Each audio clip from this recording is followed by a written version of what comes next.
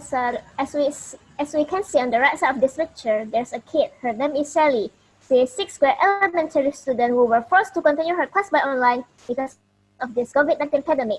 She was often to take her class using an iPad. As it's seen on the right side of this picture, she is focusing on the lecture and she also had to take a note on her notebook.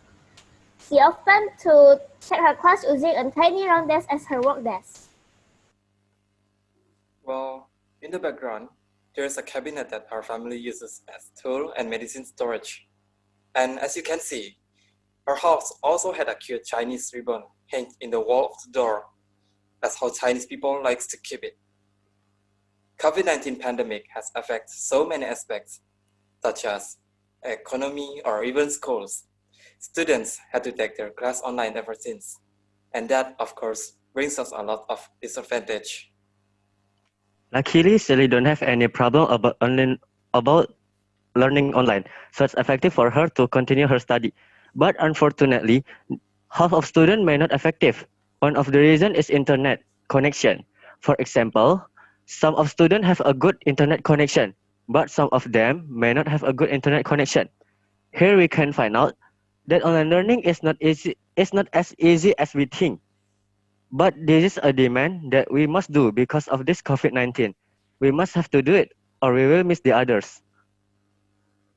Well, if you ask my opinion to this distance learning, I think this is not a very effective way for lecturing learning, because the biggest problem might be the internet connection or gadgets. I think students who had no adequate facilities or good internet service had to suffer the most disadvantage.